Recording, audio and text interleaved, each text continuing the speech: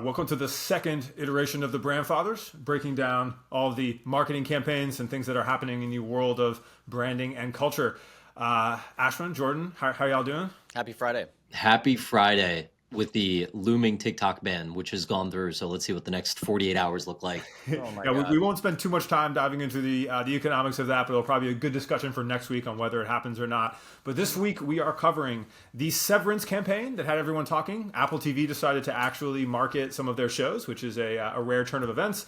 We're going to be talking about Bad Bunny. Is he a government psyop? Has Bad Bunny and TikTok ever been seen in the same room? What exactly is happening with him on the subway system? Coors' new ad campaign where they're misspelling stuff. Walmart's rebrand. You know, we love a good rebrand here, especially Ashwin, who has let his thoughts be known on the internet. And we'll probably spend a good amount of time on Walmart and how you sell into it, its business, and the interesting cultural pillar that is that. And then after that, we have a couple sports notes at the end for our sports marketing fans.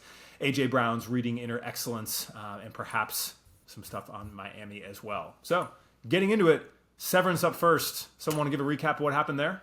Yeah, I mean, this looks incredible. It is in Grand Central Station, the New Yorker. Sorry, give me my New York geography. That's right, Grand Central. Grand Central. Apple TV has basically erected a plexiglass mini version of an office representing Severance with the kind of mint green color that they have in the show's branding. And they have the actual actors participating like they're in cubicles, droning along in their day. I don't know how long they actually did this. That's not actually the point. But they are going back and forth, acting like they're in a day in the life in Severance. This is absolutely incredible to me. I mean, it's sort of performance art meets marketing meets disruption. I'm such a sucker for a disruptive marketing. All of us as marketers are. So I think it's brilliant. I'm surprised we don't see more of this in today's day and age. I don't know. What are y'all's thoughts? Have either of y'all watched Severance? I've watched the first episode and a half like a couple years ago, and I just haven't been able to get through. I haven't watched, and in fairness, I haven't watched any television show really since I became an entrepreneur. So when Severance first came out, my buddy was like, "You have to watch the show." I did not watch the show, but I have not heard many people talk about Severance the way that they are now. So I almost wonder if just this conversation around season 2 is driving a lot of people back to season 1. Oren, did you watch season 1? No, I'm not a big partaker in television, but that's why I was curious. Is that none of us have watched this show, but it's come up on the marketing radar, right? Which I think is a very good thing in this cultural moment. So I think a couple of things. First, to Jordan's point, which is I'm not sure why we don't see more brands doing this. So Grand Central is really interesting because you have a ton of foot traffic every single day. I probably walk through there once a week. I've never seen an activation like this, like such an overt experiential ad in the center of Grand Central. Now, an important note on Grand Central is that Apple has a flagship store there. So I'm sure there's some pull with how much money and dollars they bring to Grand Central and the MTA to be able to pull off something like that. So that's kind of one comment. But the second comment on Oren's point, which is I saw a lot of people sharing this. I had buddies kind of sharing this again, who were kind of commuting through Grand Central. And so it kind of transcended beyond just marketing people talking about it. It was I saw it on Twitter. I saw friends sharing it in the group chat. And we'll kind of talk about some of these other campaigns and whether or not they cross that threshold. Yeah, I want to bring up Apple's website for a second, because another interesting note that someone on the internet pointed out, is so look, there's been all this backlash that Apple doesn't market its shows. There's all this amazing television on Apple TV. I don't have an Apple TV subscription. I've heard about it a decent amount. But what I find interesting is scroll down here for a little bit, and you're going to actually get to a Severance ad on Apple's homepage, after the iPhone, after the MacBook, right? Before you get into the cursed watch and things of that nature. And so this is interesting, right? This is them saying, hey, we actually need to start putting our power as Apple to present entertainment on the same level with which we present our hardware, is a pretty distinct change that I think we've never seen from Apple in any way, shape, or form before. Yeah. They are this. It's a fascinating shift where they're basically becoming this kind of Hollywood movie production studio at the Golden Globes, I noticed like randomly that the camera's panning and like Tim Cook is, sitting at a table over there. It's fascinating, and it would make all the sense in the world. People are visiting. There's probably millions of I people. want to point out this is dark pattern coded, right? The accept free trial that popped up on the right side and now is on the left mirrors a cookie acceptance button in its placement and setup. That's some That is. some dark UX. It is. That is a great call. I don't know. Do we know how long they were there? It doesn't matter. I guess like my point is, it doesn't really matter. Like whether they were there for 30 minutes, like the stunt works. And I think this is an interesting part of, this is a really sort of disruptive out of home feature. To me, out of home and billboards have now become just a moment to get a social media post. And it feels like this weird Inception world. What's the last one of these we remember? I remember the HBO Game of Thrones dragon on the Manhattan or Brooklyn Bridge or whatever it was, or the Empire State Building, something like that.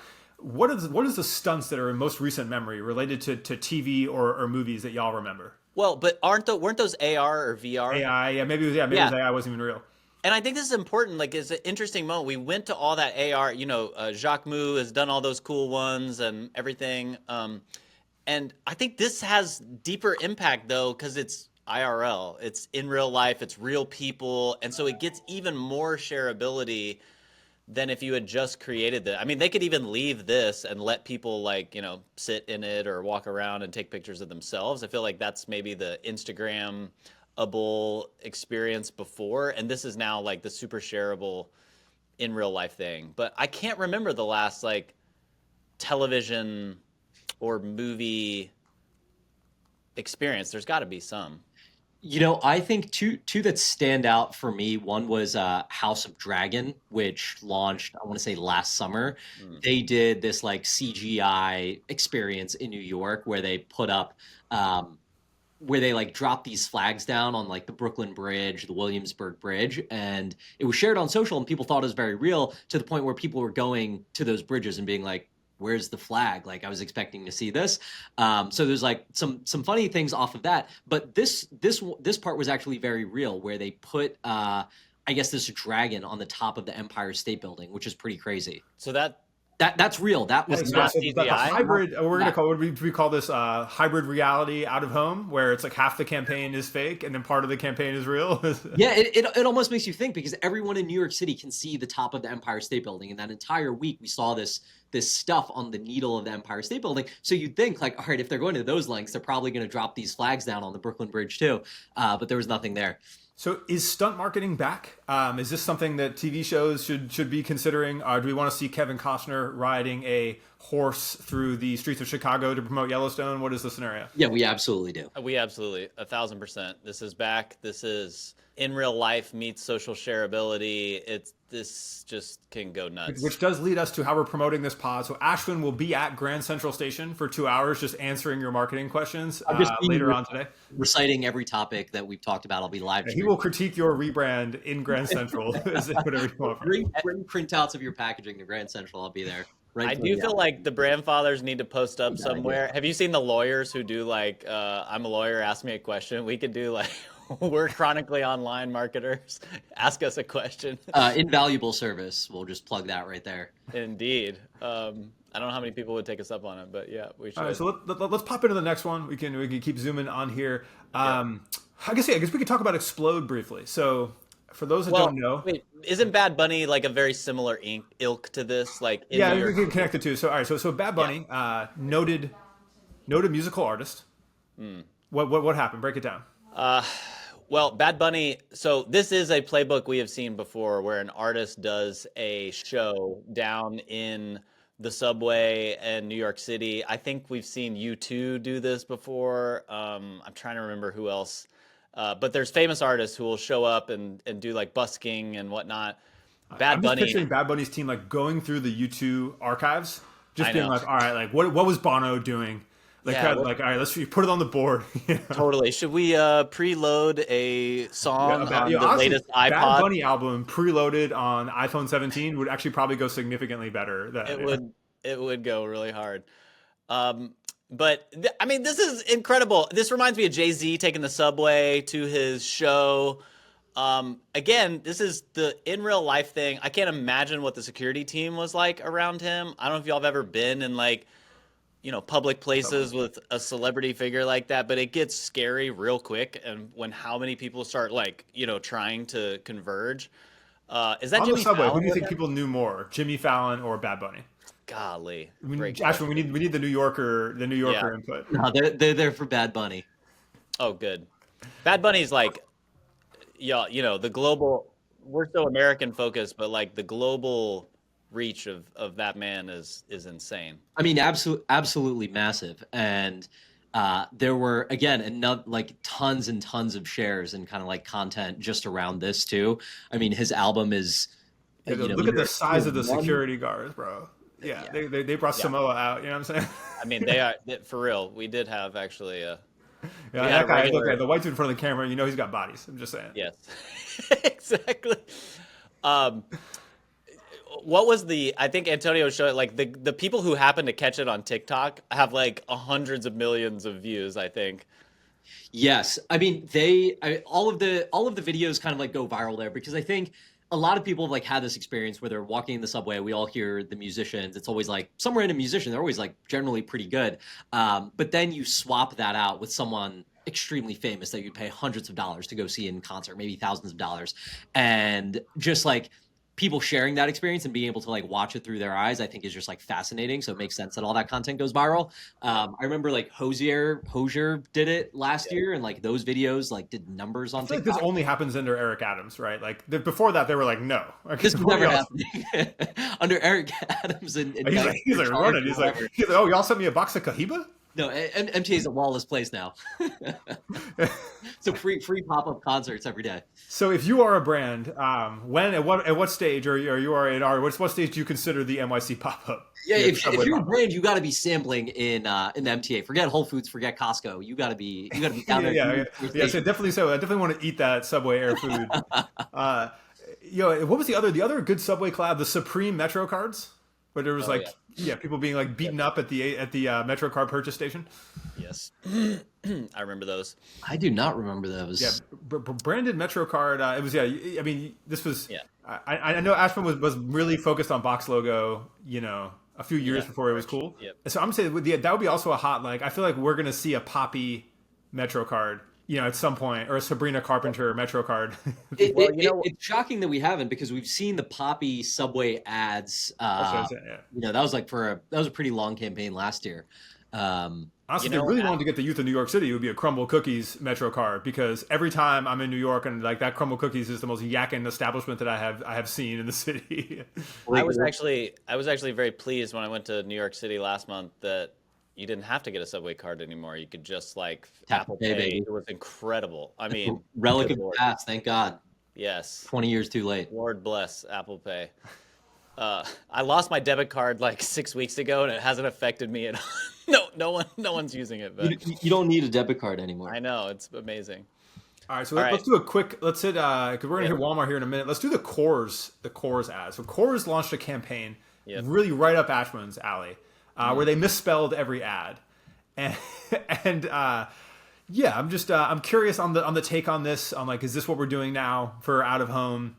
Yeah, so they launched a full page newspaper ad, as well as this ad, I guess, in Times Square, where they said mountain cold refreshment. And on like second take, you're just like, hey, that's a misspelling. And then shortly after this, they come out with this like faux apology. They say, hey, we had a case of the Mondays. This morning, we released a series of ads. We spelt this stuff wrong. And then now they have a case of the Mondays, like a rebranded box of Coors, which is going to come out, I believe, after the Super Bowl.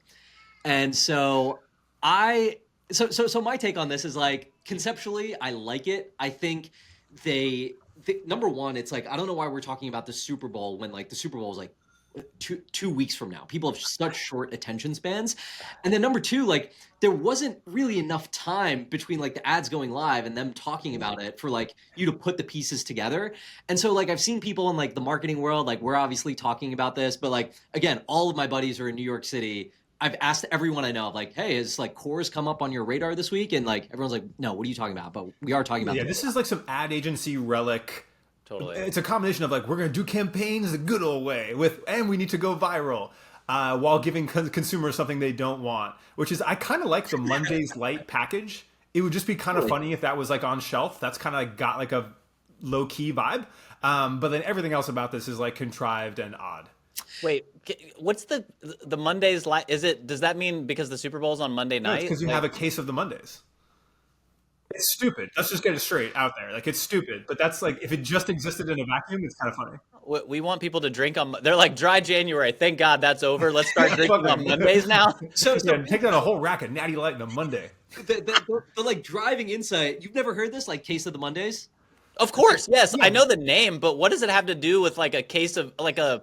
I mean, I guess Look, if it's a that's case your of beer. play. Well, a case of beer, A yes. case of the Mondays. It's an actual. It's dumb. I'm saying it's dumb, Yes. but it's funny in concept in a really dumb way. It is, but like to me, it's just like if you appreciate a good pun, which I do, but I was gonna say of anybody. this is just like I see beer and I see Monday really big, and I just see like, okay, tall boys for the boys on Mondays, like that's our thing now. Is like we want you to drink on Monday. This to me though is, as you know, we're all deep in chronically online as creators, and a lot of creators will misspell their title Of course. on purpose to drive engagement, because as we know, enragement equals engagement, and so people will all jump in and be like, "Oh, That's don't what they're you hoping mean?" is people would take photos of the misspelled Coors Yeah. Light campaign, which like may or may not have happened. But look, this is probably going to sweep the awards at Con. I'm Oh, just saying. the Ad Age Awards. Oh yes, so many people will get 40 under 40 for this, or 30 under 30.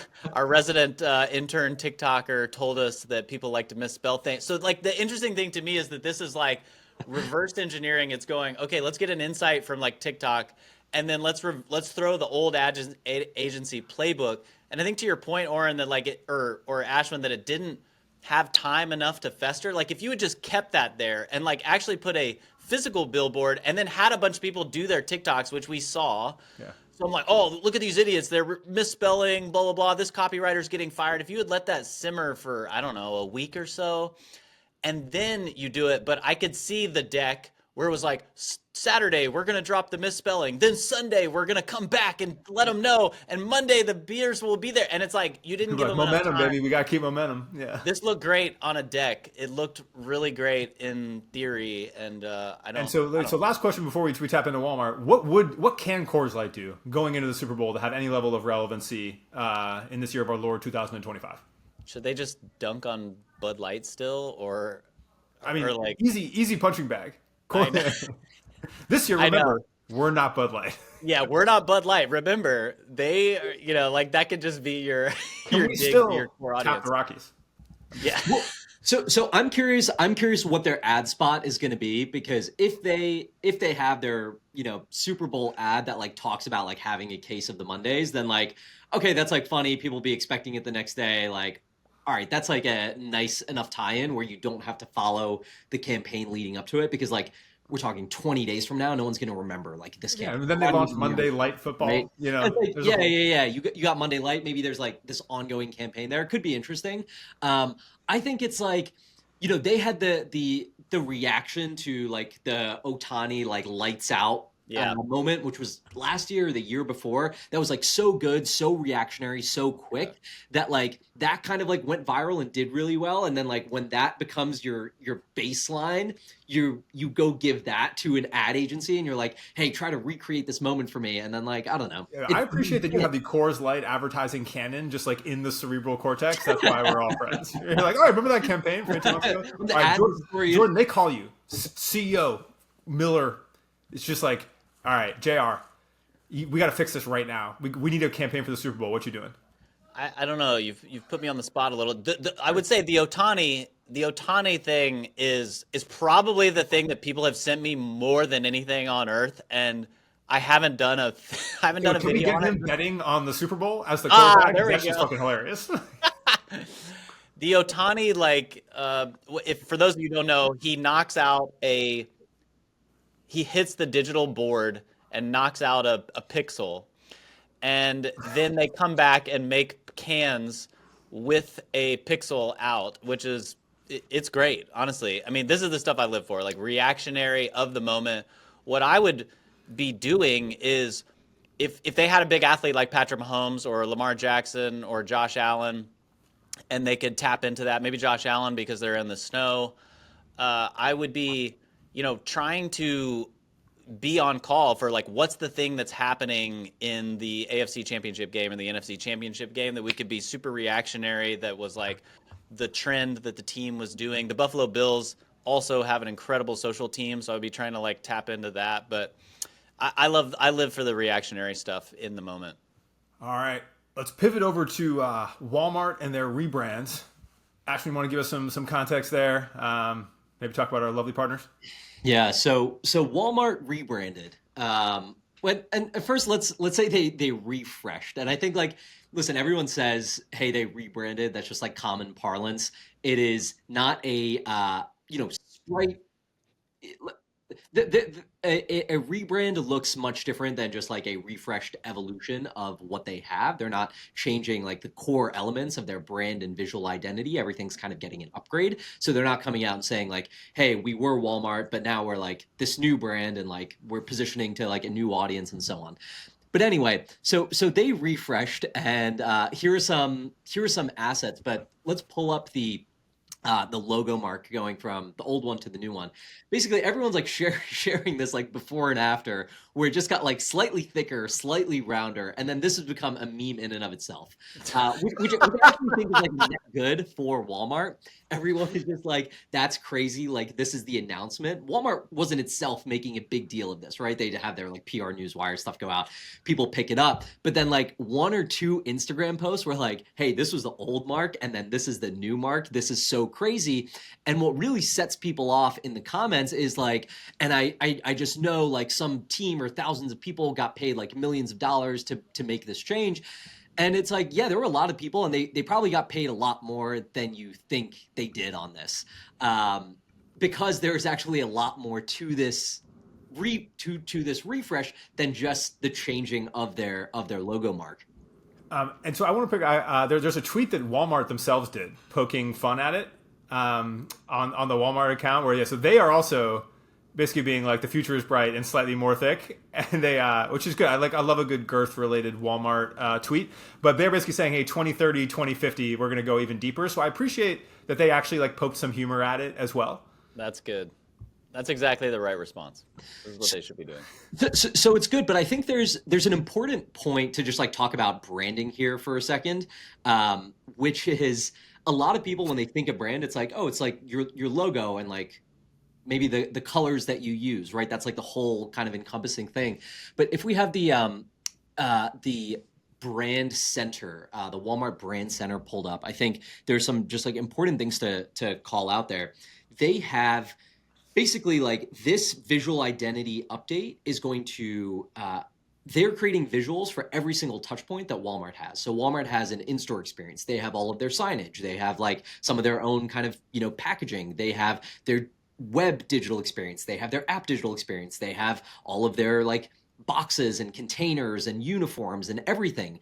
And so all of like how this brand is cohesive across every single one of those touch points, there needs to be a consistent framework for designing all of those assets, right? One agency is not going to design every single touch point in perpetuity, but they're going to say, hey, whenever we do out-of-home billboards or whenever we do print magazines, it has to adhere to this kind of grid with this kind of type scale, with this kind of logo placement, because more often than not, I'm sure we've all experienced this. You hire an agency, you give them brand like guidelines that aren't super well defined, and then they'll like invert the look of your logo. They'll make it transparent. They'll put it over some shit, and it's like, dude, this isn't Nike anymore. This isn't our brand. This looks like some knockoff.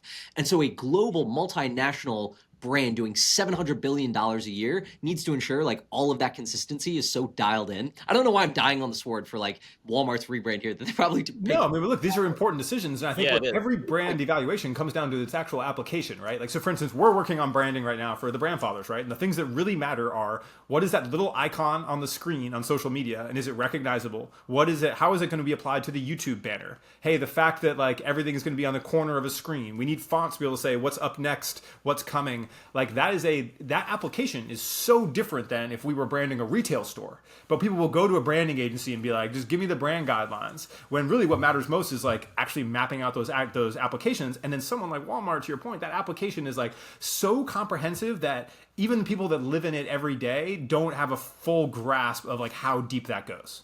One of the interesting comments that I would see on this is people would say, yeah, they probably spent a lot of money on this, but like, I don't know how it impacts the end consumer. Or like, why can't they do something for us? So I think there's like two answers to this. Number one, if Walmart took the $10 million that they paid for this and tried to like amortize that over every single consumer or like touch point that people have with Walmart, it's like, okay, you're not even like saving a cent on any of your products or like customer experience. So like, let's forget that for a second. Number two, this is probably a relatively inconsequential amount that they have spent on external agencies relative to all of the things that you don't see. Like they're probably paying like consulting firms like tens, hundreds of millions of dollars a year on like very niche like analysis and application that no one ever sees. So there's something to like whenever you get to like colors and look and feel and design of things, people feel like very like taken aback that someone could get paid so much money to just like put some colors this ties into the comments you always get whenever you're like, here's an expensive rebrand. It's like, this is money laundering. Is this money laundering? I'm just gonna ask it straight out. They're worth $740 billion, by the way. And they have to get that tax-free somehow. Yes, just to give a little bit of context. I'm trying to see what they do year over year, but I think this is interesting here, Antonio. If you could show the do this, not that. One of the biggest factors that becomes so helpful, and honestly, also I've lived this on the Nike side, who cares deeply about their brand and has a lot of third-party partners. I'm actually curious about Walmart. They are the retailer and don't have that many other people, but they have many different divisions, and there are agencies who are creating things for them. They probably have a digital agency, a social agency, retail people who are making the banners in store and all this. So I love all this, like, do this, don't do that. And a good brand guidelines will show you this is cool, this is not. And this is a prime example. Who does it bother? Nerd people like us, but like that logo, if you go back up, Antonio, where the spark is centered to the text, not below the line. And when you start getting this, you see this with the swoosh. People want to angle it some way. People want to put it upside down. They want to flip it the wrong way. And you have to be clear with people, or you'll see the word mark is one size relative to the logo. And as a brand, when you're in brand management, you're managing how it shows up in the world, and you need to arm your partners. One of the best things, I'll just say from a personal experience, I have like a brand identity for what I thought was going to be a creative agency, but it's just basically how I show up in the world for Perseus Creative. And that was such a valuable, I probably spent too much early on, like a few $1,000s to get all that done, like a logo and guidelines and fonts and colors. But it has been the best thing ever, because you know what? I don't have to think about it every time I do a social post. I don't have to think about it every time I need to do a flyer. I don't have to think about it every time I create an asset. It's like, there's the color, there's the font, and what there's price the logo. Peace of mind, It does. It really does. And so I agree with you, Ashwin. Go. I think like a good way for people to understand that point that you just made is when you go into a McDonald's or a Chick-fil-A, your experience is going to be virtually the same in every McDonald's or Chick-fil-A that you go into globally. There is standards for what you'll see on the menu, how you'll see the menu laid out, the expectations of the food. So you can kind of think of that consistency. And these franchises have been very consistent in, hey, this is how we show up, this is how we present, this is like the restaurant experiential design.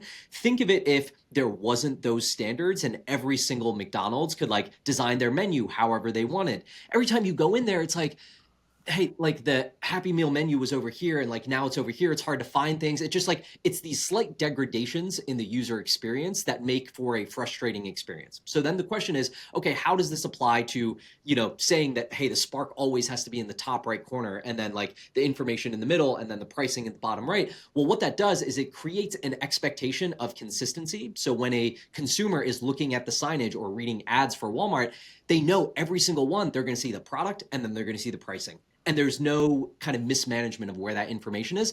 Very small things that like increase the user experience incrementally for every single person, which is like a huge net for people. Well, I need to think about the things that they're known for, right? Like, so rollbacks is a Walmart specific marketing application, like pricing scenario, a thing all retailers deal with that they've like branded as a thing. And so I do think if you are a smaller business or trying to learn something from this conversation, I would definitely take what Jordan mentioned about like the application of brand guidelines we talked about before about specifics that matter to your business, but then also like these branded terms. Like if you really do something and you're going to put it across the entirety of your brand, like branding it like a rollback, having a playbook for how it's run, and then continually referring to it inside your marketing copy, your collateral, what you do internally, so that it's known as such, is like another big. And also having what are our brand guidelines for this program is a scalable way to think about things like this. Yeah, I want to show you real quick an example of this. Walmart is different because they are the retailer, but at Nike, or if you are a company and you're going to show up in different retailers, I just want to show you the breadth and how many different types of expressions. So you can see here there's like, a Foot Locker in New York, but then there's also a Foot Locker in your mall in Mesquite. There's like a Finish Line, like in a small town. You may have a fancy Nike branded door like that, or you may have a Payless or a wholesale account that has your product next to all the others. And so by being able to control it, and you're trying to create consistency with how it shows up at every different touch point, both your own channels and others, and that's where it starts to become really important as well. Or with the quantity of size at Walmart, the amount of people who will be working on your business, they all need the same playbook.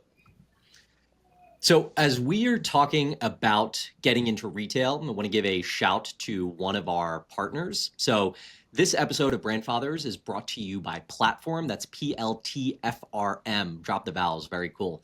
They are going to be the ultimate partner for getting into and scaling your brand in retail.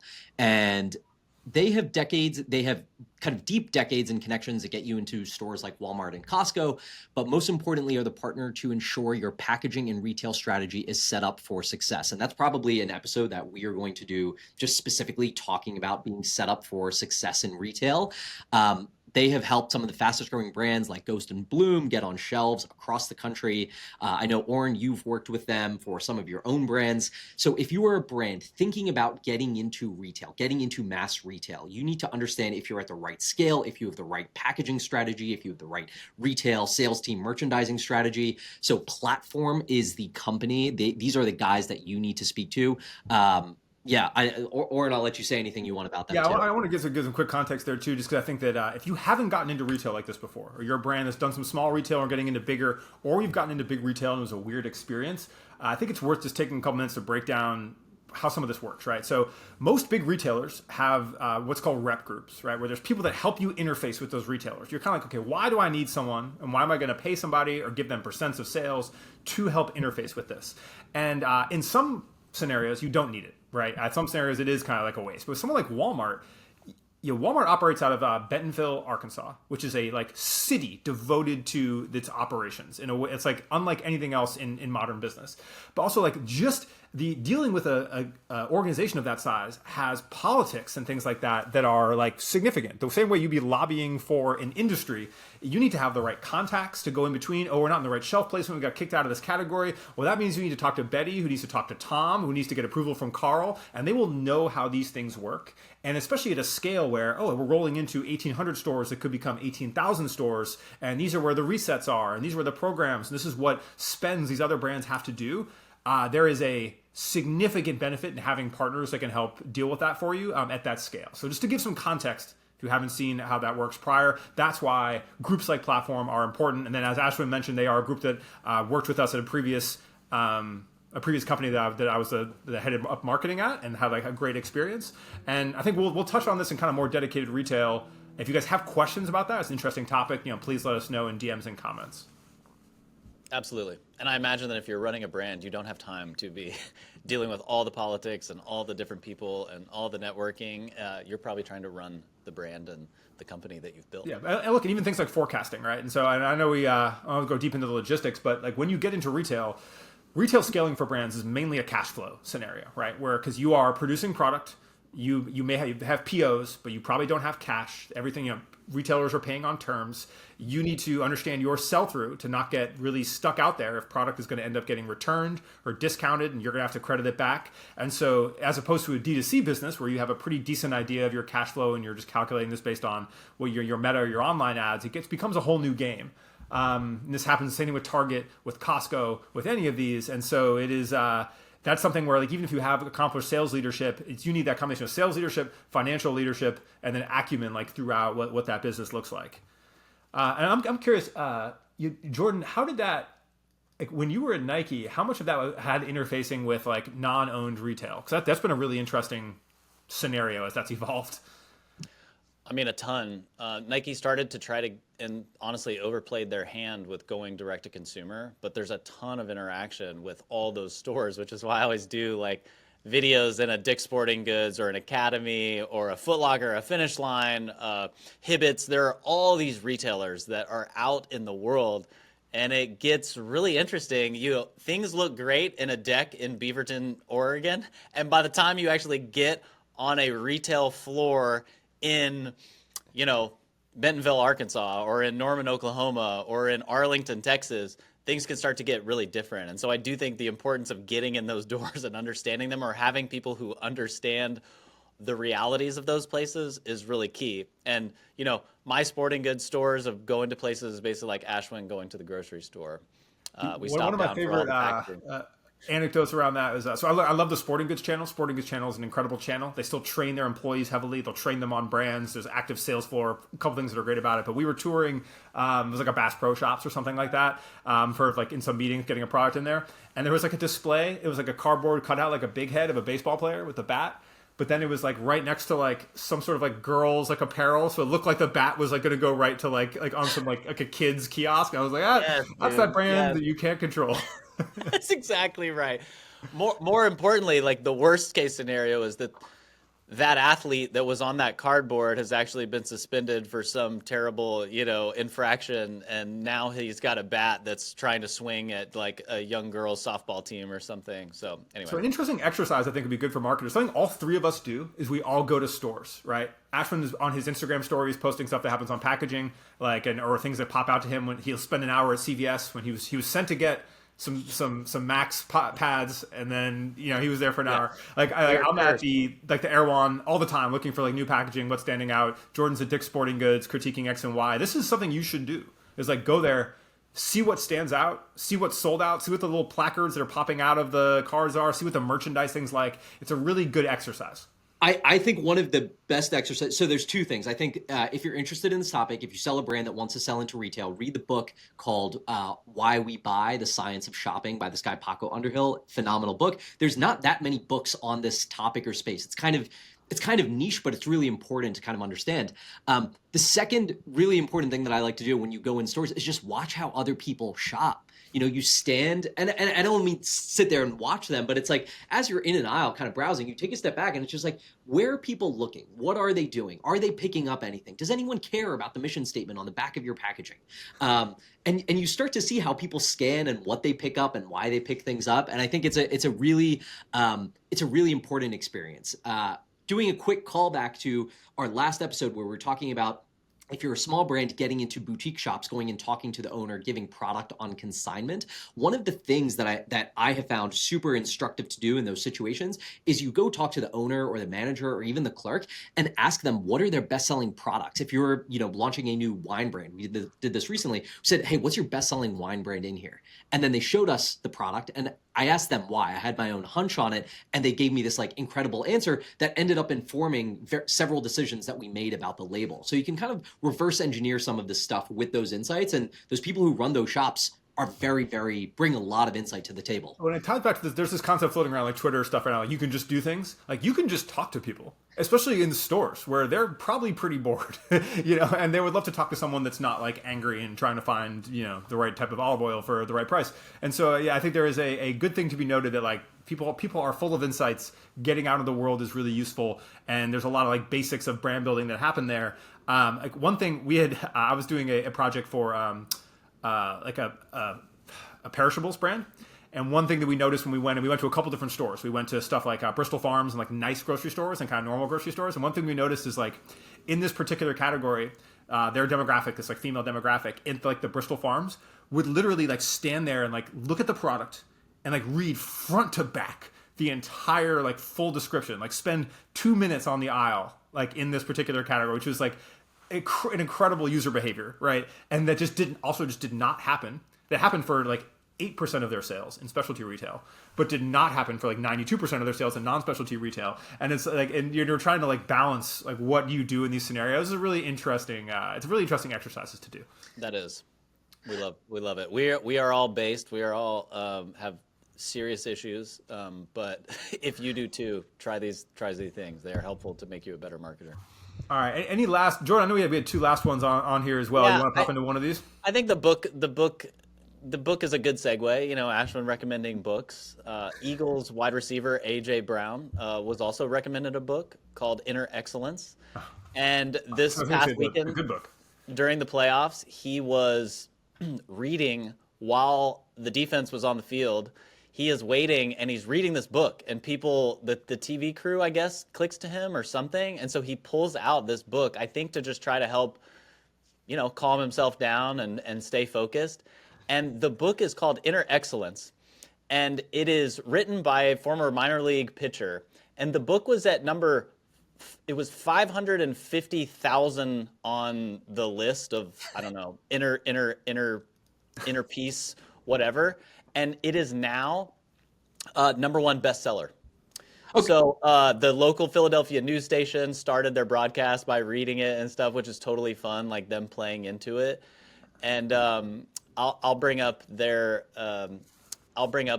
book real quick on Amazon, Antonio. But it's basically now a bestseller, and it's pretty incredible. It just reminds me of, you know, influencer marketing, the power of it.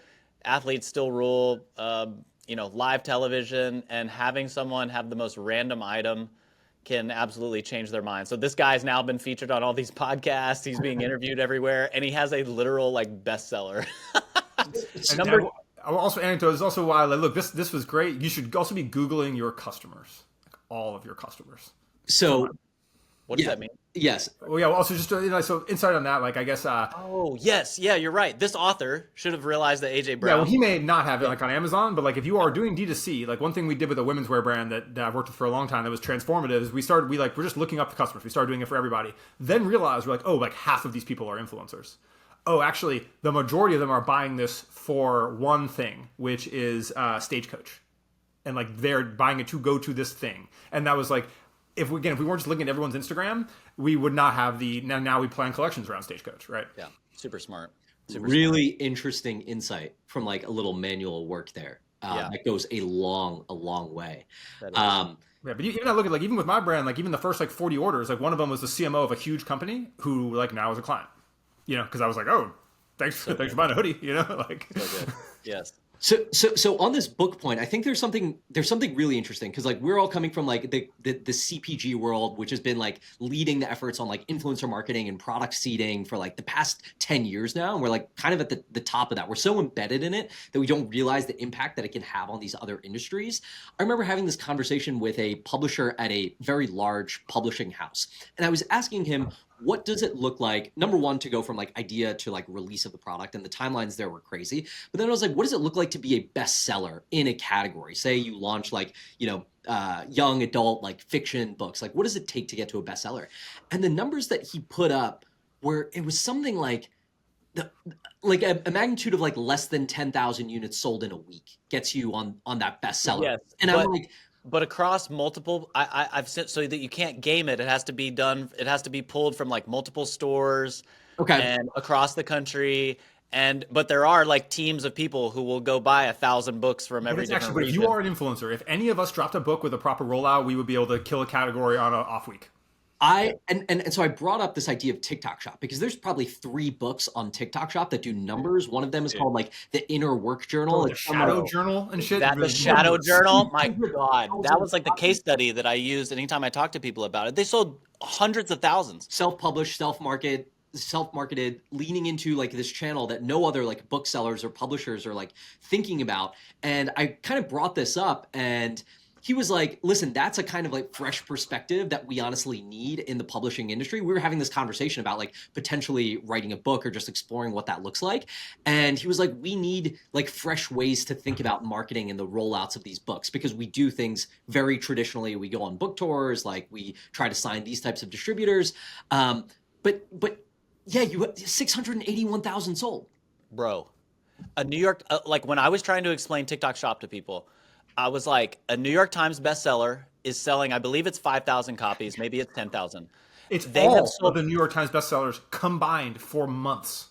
yeah, 700,000. I remember seeing this when it was like a couple hundred, and then seeing it like the next week was a couple thousand, and then just watching how that loop of TikTok Shop could get. I still am super bullish on it. Unfortunately, you have 48 hours if you want to get on it and really crush it. But No, we're back. TikTok Shop is saying, oh, good. All right. Well, I think Could go. This is a full crapshoot at this point. Either way. I know. It's fascinating. Well, also, if y'all haven't, check out Ashwin's X thread on TikTok and the band. I thought it was Probably tears, really great. you know, Having I answer in actually politics. wrote a Substack on it, but I'm like, who's going to read a link to a Substack from Twitter? Let me just like put it in one tweet. Well, that's bad news for Oren, who just started a Substack. Oh yeah, Substack's cracking. I now have the most expensive Substack. So my yearly membership is the highest cost of any membership on Substack. Have not broken down what I'm actually going to give for that yet, but just wanted to shout out there that we are positioning with an anchor. It's like the Montclair. $1,000 a year. Yes. Oh, way more than that. I think it's like there's already $1,000 a month people on there. I think I priced it. I think it was $16K for the year. All right, I'm coming in at $20K. Yeah, which is going to be bad. We're going to keep pushing. I want to get in at 22. Keep pushing. Yeah. We're ready for anchoring. But yeah, we're doing a luxury Substack. So we're actually going to auction these at Sotheby's next week. That would actually be fire. If we're doing a competition, There's like there's one reader on my Substack, and he pays me $180,000 a year. That is so good. All right, this is fun, gents. Right. We are on YouTube, so if you're watching this, please subscribe. If you're on Spotify or wherever you're listening to this, you can also please subscribe, leave a comment, leave a review. Ashwin will be at Grand Central Station. Whatever day this is, he's there. Find me there. You're listening. He's every day. My BrandFathers robe. And I will be your brand. Yeah, I'll be on the NFL playoff sidelines reading books. And Jordan will answer any questions at Dick's Sporting Goods between 3 and 4 on Fridays. That's right. And Oren will be at Stagecoach. Yeah. All right. Appreciate y'all. Thanks.